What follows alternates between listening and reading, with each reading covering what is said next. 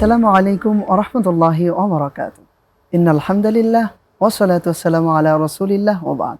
দূরের এবং কাছের, দেশের এবং প্রবাসের যে যেখান থেকে দেখছেন, রমজান কেন্দ্রিক বাংলা টিভির নিয়মিত আয়োজন রমজানের রজনী, সকলকে জানাচ্ছি আন্তরিক প্রীতি ও শুভেচ্ছা। প্রিয় দর্শক, দৈনন্দিন আমরা একটি নতুন বিষয় নিয়ে আলোচনা করে থাকি। আজও আমরা আলোচনা করব দুরূদ শরীফের ফজিলত ও গুরুত্ব সম্পর্কে। এ সম্পর্কে আলোচনা করবার জন্য আমাদের স্টুডিওতে উপস্থিত আছেন দুজন সম্মানিত শায়েখ। আমরা তাদের সাথে পরিচিত হই। আমার ডান পাশে রয়েছেন হযরত মাওলানা মুফতি মহিবুল্লাহ জামি, খতিব আল কারিম জামি মসজিদ, উত্তরা, ঢাকা। আসসালামু আলাইকুম ওয়া রাহমাতুল্লাহি ওয়া বারাকাতুহু। আমাদের সাথে আরও রয়েছেন বিশিষ্ট ইসলামী লেখক ও গবেষক হযরত মাওলানা এহসানুল্লাহ আজাদি সাহেব। আসসালামু আলাইকুম ওয়া রাহমাতুল্লাহি ওয়া বারাকাতুহু। প্রিয় দর্শক, আমরা আলোচনার পূর্বে সর্বপ্রথমই শুনব পবিত্র কালামে পাক থেকে তেলাওয়াত। أعوذ بالله من الشيطان الرجيم. بسم الله الرحمن الرحيم.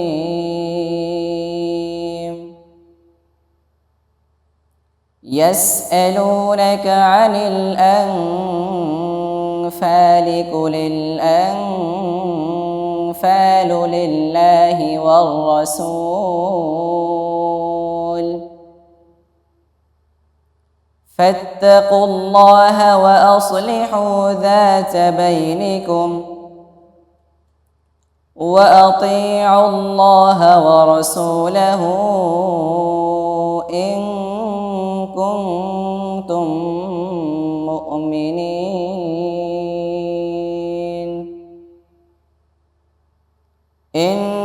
إنما المؤمنون الذين إذا ذكر الله وجلت قلوبهم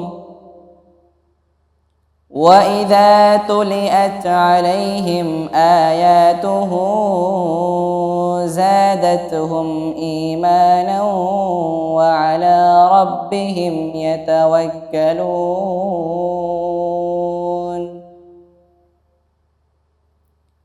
الذين يقيمون الصلاة ومما رزقناهم ينفقون.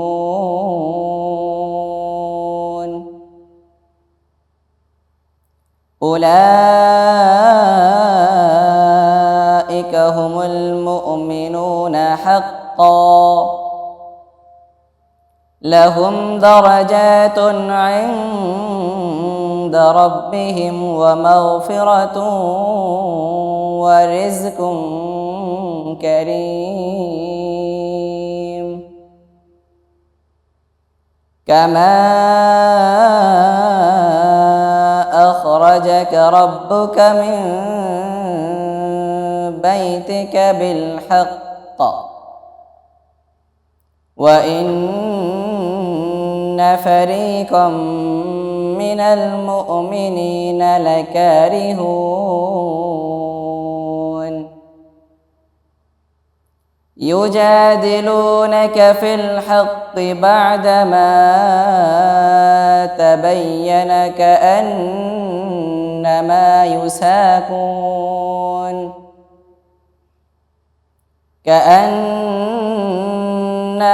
يساقون إلى الموت وهم ينظرون.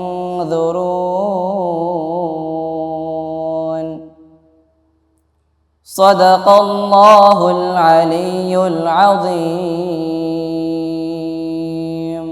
আলহামদুলিল্লাহ, চমৎকার তেলাওয়াত আমরা শুনলাম। এই মুহূর্তে আমরা আলোচনা করব দুরূদ শরীফের ফজিলত ও গুরুত্ব সম্পর্কে। হযরত মাওলানা মহিবুল্লাহ জামি, দুরূদ শরীফ মূলত কাকে বলে, যদি এ সম্পর্কে আপনি বলতেন। ধন্যবাদ বিজ্ঞ উপস্থাপক আপনাকে। আসলে দরুদ বলা হয় রাসূল করিম রউফুর রহিম সাল্লাল্লাহু আলাইহি সাল্লামের জন্য বিশেষ কিছু বাক্যে আল্লাহ পাকের পক্ষ থেকে রহমত, সাকিনা, বরকতের আশায় দোয়া করাকে দরুদ শরীফ বলা হয়। সম্মানিত হাজিরিন, দর্শক শ্রোতা, দরুদ শরীফ হচ্ছে এমন একটি ইবাদত যেটি সম্পর্কে কোরআনুল কারীম আল্লাহ রাব্বুল আলামিন সূরাতুল আহজাবের 56 নম্বর আয়াতে বলেছেন, ইন্নাল্লাহা ওয়া মালাইকাতাহু ইউসাল্লুনা আলান নবী ইয়া আইয়ুহাল্লাযীনা আমানু সাল্লু আলাইহি ওয়া সাল্লিমু তাসলিমা। দুরূদ শরীফ এমন একটি আমল, এমন একটি ফজিলতের আমল, যেমন আমরা দেখতে পাই আল্লাহ রাব্বুল আলামিন কোনো আমল কিংবা কোনো ইবাদত করেন না, কিন্তু দরুদ শরীফ এমন একটি আমল যেটি আল্লাহ তাআলা নিজে করেন, মুমিন যারা তাদেরকে করতে নির্দেশ করেছেন, এবং কি ফেরেশতাকুল এই দরুদের আমল করেন, যেটি শায়েখ, আপনি চমৎকার বলছিলেন। আল্লাহ তাআলা রাসূলের উপরে রহমত প্রেরণ করেন, এর মাধ্যমে তিনি দুরুদের যে হক আছেন সেটা আদায় করে থাকেন, তাই না? জি জি, চমৎকার বলছিলেন, জি বলেন। জি এই আয়াতের মধ্যে আল্লাহ তাআলা বলেছেন, ইন্নাল্লাহা ওয়া মালাইকাতাহু ইউসাল্লুনা আলান নবী, নিশ্চয়ই আমি আল্লাহ এবং ফেরেশতারা ইউসাল্লুনা আলান নবী, তা নবীর উপরে দরুদ পড়ে।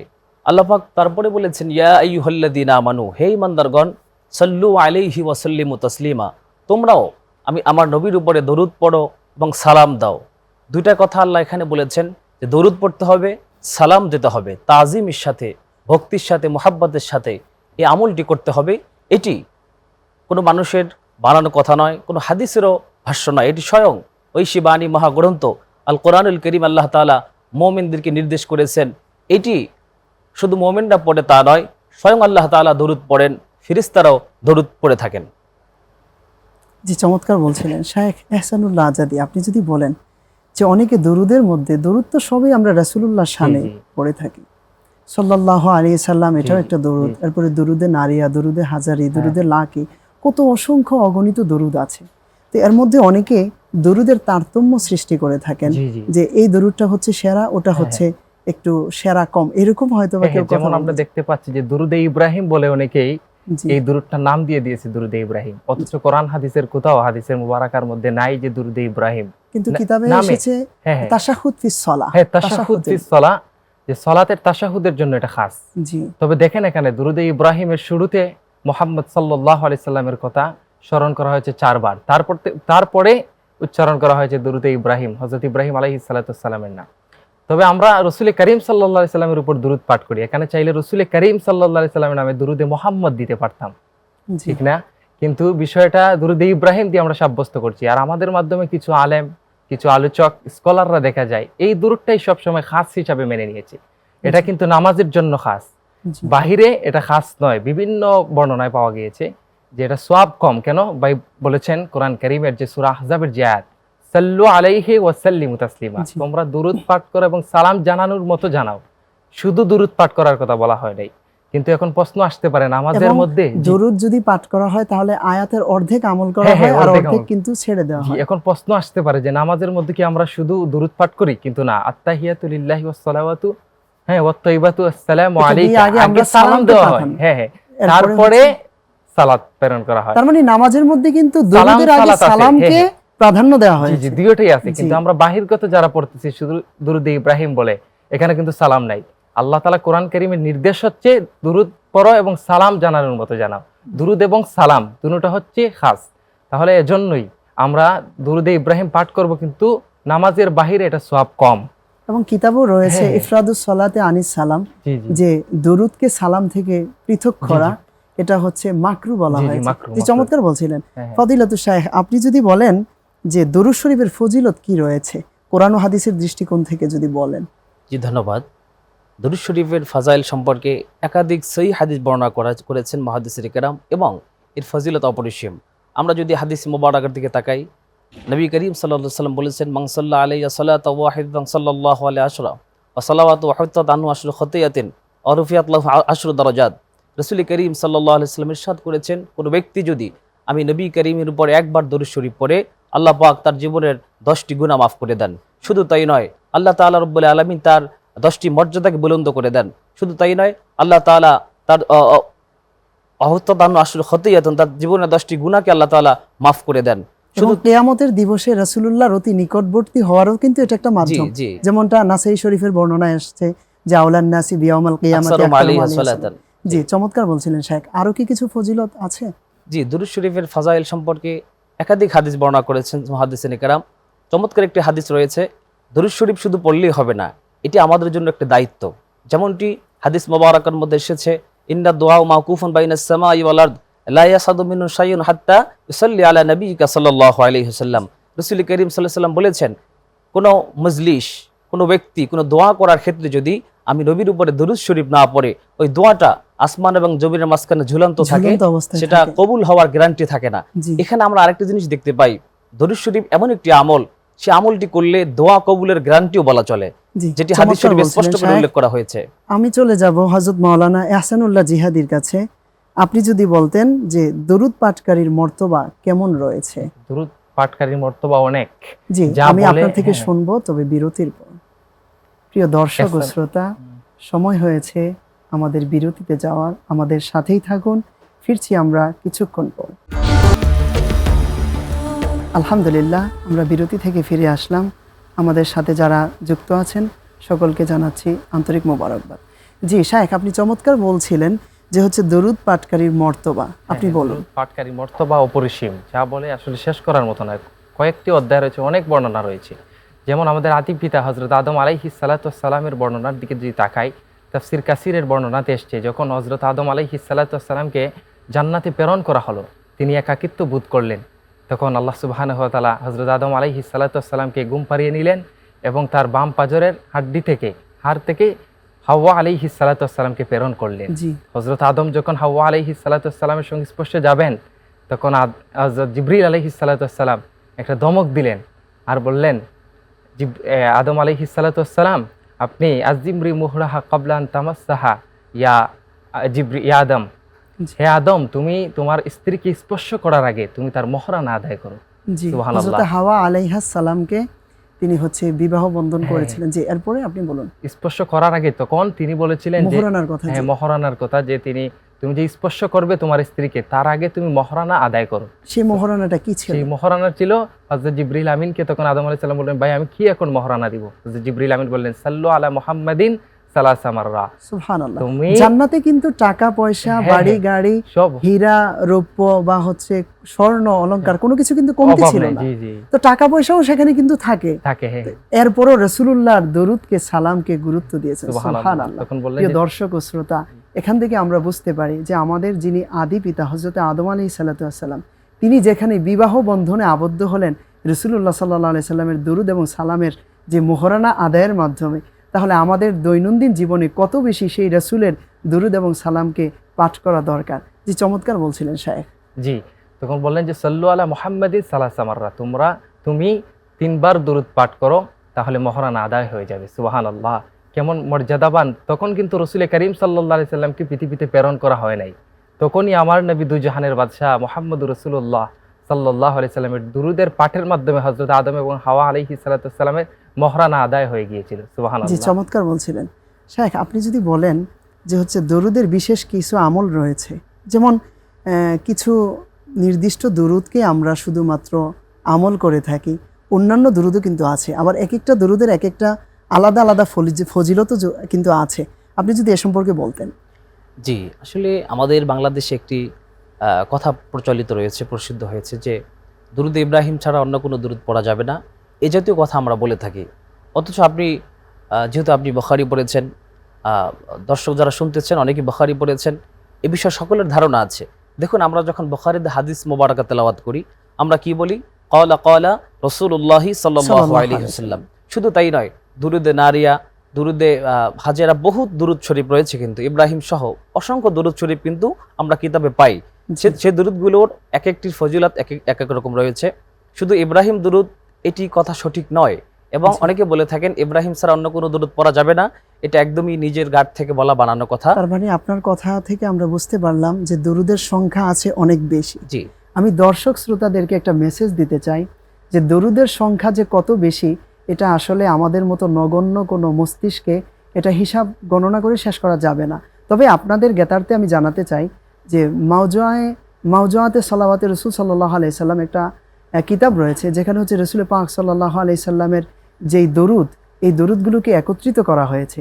সেখানে কোরআনের যেভাবে 6666 আয়াত রয়েছে, প্রত্যেক আয়াত থেকে থেকে সেখানে এক একটা দরুদ বানানো হয়েছে। সুবহানাল্লাহ। তার মানে বোঝা যায় যে দরুদ এর যে কত ব্যাপকতা রয়েছে, এর যে সীমাহীন কত, এটা হিসাব করে আমরা কখনো কালেও পারবো না। তবে আমরা নির্দিষ্ট কোনো দরুদের মধ্যে আটকে পড়ে থাকবো না। আমরা যত বেশি পারি রাসূলের যত বেশি সম্মান মর্যাদা আমরা বর্ণনা করতে পারি দরুদের মাধ্যমে, আমরা সেটা করব, তাই না শায়েখ? জি জি, আপনি বলছিলেন, চমৎকার বলুন। জি, যেটি বলতে চেয়েছিলাম যে দুরূদ শরীফ এমন একটি আমল, এর এক এক দরুদের এক একটি ফজিলত রয়েছে। বিশেষ করে আমরা অনেক মানুষ বিপদগ্রস্ত হই, বিভিন্ন সমস্যার সম্মুখীন হই, সমস্যার মধ্যে পড়ি।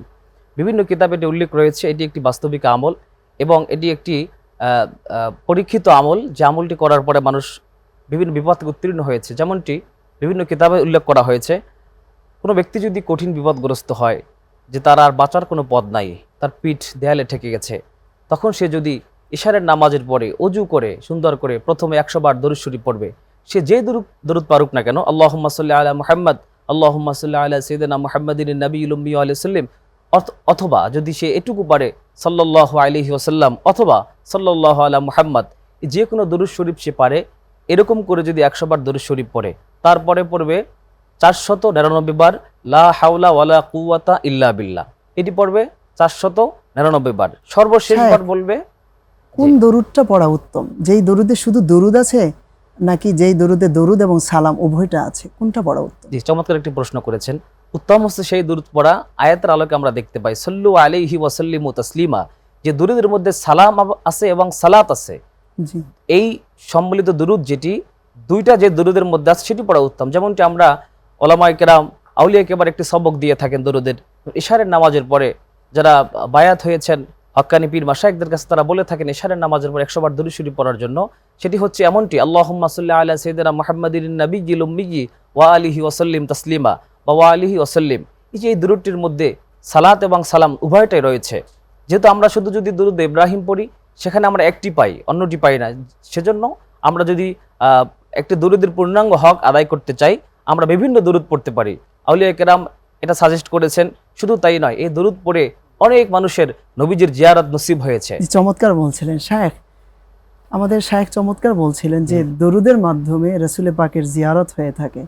আপনি কি বলবেন যে রাসূলুল্লাহর দরুদ এবং সালামের মাধ্যমে কি আসলেই রাসূল পাকের জিয়ারত লাভ করা যায় জি, জি, কিনা? ফকিহগণের মত হচ্ছে যে কেউ যদি প্রত্যেকদিন 1000 বার রাসূল করিম সাল্লাল্লাহু আলাইহি সাল্লামের উপর দুরূদ পাঠ করে, 40 দিনের ভিতরে নূর নবী মুহাম্মদ সাল্লাল্লাহু আলাইহি সাল্লামের দিদার সে পেয়ে যাবে। সুবহানাল্লাহ। সুবহানাল্লাহ। কেননা রাসূল করিম সাল্লাল্লাহু আলাইহি সাল্লামের উপর যদি কেউ দুনিয়ার যে কোনো প্রান্ত থেকে একবার দুরূদ পাঠ করে, তখন রাসূল করিম সাল্লাল্লাহু আলাইহি সাল্লামের হাদিসে এসেছে, মা মিন আহাদিন ইউসাল্লিমু আলাইয়া ইল্লা রাদ্দাল্লাহু আলাইয়া রূহি হাত্তা রুদ্দা আলাইহিস সালাম। সুবহানাল্লাহ। আবু দাউদ শায়েখ, দ্বিতীয় এখানে খণ্ডের একটি হাদিস। কথা, জি। রাসূলকে যদি কেউ দরুদের আমল করে এর মাধ্যমে স্বপ্নে দেখতে পাবে, এই কথাটা আপনি চমৎকার বলেছিলেন এবং এই সম্পর্কে হাদিসে রয়েছে। আপনি যে কথাটা বলছিলেন যে রাসূলকে যদি জিয়ারত করা যায়, জিয়ারত লাভ করা যায় রাসূলুল্লাহ পাকের যে স্বপ্নের মাধ্যমে, তাহলে ওই ব্যক্তির জন্য জান্নাত আসলে আছে কিনা, নাকি ওই ব্যক্তিও জাহান্নামে যাবেন, এই কথাটা যদি একটু বলেন। নবী করিম সাল্লাল্লাহু আলাইহি সাল্লাম ইরশাদ করেছেন, মান রাআনি ফিল মানাম ফাকাদ রাআনি হাক্কা ফা ইন্না শাইতানা লা ইয়াতামাসসালু বি, যে আমাকে দেখলো সেজন্য আমাকেই দেখলো, কেননা শয়তান আমার সূরত ধরতে পারে না। সুবহানাল্লাহ। সুবহানাল্লাহ। এজন্য রাসূল করিম সাল্লাল্লাহু আলাইহি সাল্লামকে যে দেখবে, অবশ্যই রাসূল করিম সাল্লাল্লাহু আলাইহি সাল্লামকে সে দেখবে, তার জন্য জান্নাত ওয়াজিব হয়ে যাবে, জাহান্নামের আগুন হারাম হয়ে যাবে। জি, সুবহানাল্লাহ। চমৎকার বলছিলেন শায়েখ। আপনি যদি বলেন যে এই দরুদের আমলগুলো কি আমরা বেশি বেশি করব, দৈনন্দিন জীবনে কিভাবে আমরা এই আমলগুলো করতে পারি, একটু যদি আমাদের দর্শক শ্রোতাদের উদ্দেশ্যে বলতেন। জি, যেমনটা আমি বলেছিলাম, আমার কথা সম্পূর্ণ আমি বলতে পারিনি, যে আমলটির কথা আমি বলেছিলাম, বিপদগ্রস্ত মানুষ যদি 100 বার দরুদ শরীফ পড়ে, 499 বার যদি লা হাওলা ওয়ালা কুওয়াতা ইল্লা বিল্লাহ, সর্বশেষ বার যদি পড়ে লা হাওলা ওয়ালা কুওয়াতা ইল্লা বিল্লাহিল আলিয়্যিল আযীম, এরপরে 100 বার যদি দরুদ শরীফ পড়ে, এটা পরীক্ষিত একটি আমল। এই দরুদের ফজিলাত, দরুদের উসিলায় আল্লাহ তাআলা তার সকল বিপদ দূর করে দিবেন। শুধু তাই নয়, তার সমস্ত মনের বাসনাগুলো আল্লাহ তাআলা পূরণ করে দিবেন। যেমনটি আউলিয়া কেরাম সবক দিয়ে থাকেন, রাসূল কারীমের উপর যত বেশি দরুদ পড়বে, রাসূল কারীম সাল্লাল্লাহু আলাইহি ওয়াসাল্লাম হাসরের ময়দানে তাকে ডেকে ডেকে কাছে নিয়ে আসবে।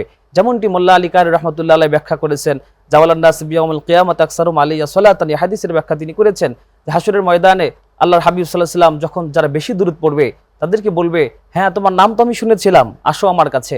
রাসূল কারীম নিজে টেনে টেনে কাছে নিয়ে আসবেন এই দরুদের তেলাওয়াত করার জন্য, দরুদের আমল করার জন্য, যেটা আউলিয়া কেরাম আমাদেরকে সবক দিয়ে থাকেন।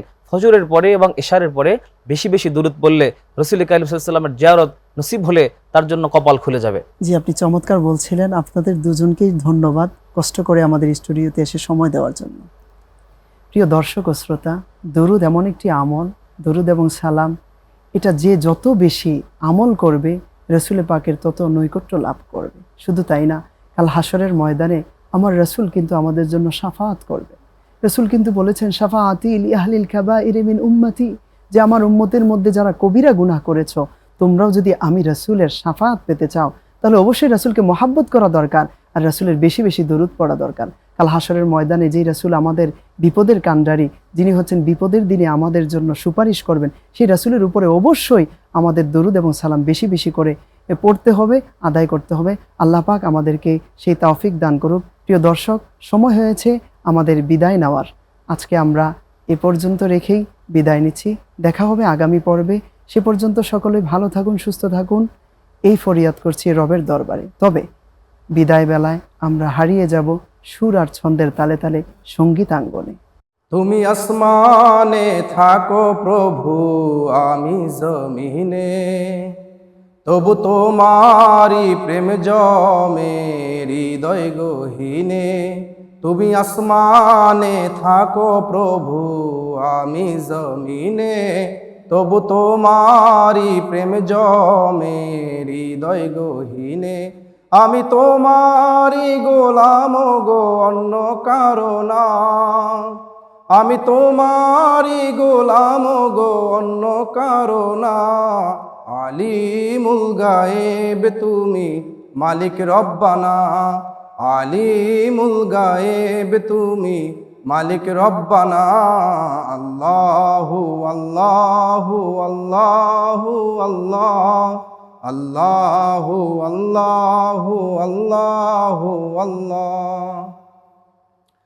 তোমারি রহম ছাড়া বাঁচা বড় দায়, প্রতিদিনে প্রতিক্ষণে জড়িয়ে রাখো গো আমায়। তোমারি রহম ছাড়া বাঁচা বড় দায়, প্রতিদিনে প্রতিক্ষণে জড়িয়ে রাখো গো আমায়। শত শত ভুল মাফ করে দাও, শত শত ভুল মাফ করে দাও, জানা কি অজানা। আমি তোমারি গোলাম গো, অন্য কারো না। আলিমুল গায়েব তুমি, মালিক রব্বানা। আলিমুল গায়েব তুমি, মালিক রব্বানা। আল্লাহু আল্লাহু আল্লাহু আল্লাহ, আল্লাহু আল্লাহু আল্লাহু আল্লাহ। কঠিন বিচারের দিনে থেকো গো পাশে, পাপের ভারে নুয়ে গেছি, মন তাই কেঁদে বলে। কঠিন বিচারের দিনে থেকো গো পাশে, পাপের ভারে নুয়ে গেছি, মন তাই কেঁদে বলে। জান্নাতি ফুল দিও গো আমায়, জান্নাতি ফুল দিও গো আমায়, আগুনে ফেলে দিও না। আমি তোমারি গোলাম গো, অন্য কারো না। আলিমুল গায়েব তুমি, মালিক রব্বানা। আলিমুল গায়েব তুমি, মালিক রব্বানা। আল্লাহু আল্লাহু আল্লাহু আল্লাহ, আল্লাহু আল্লাহু আল্লাহু আল্লাহ।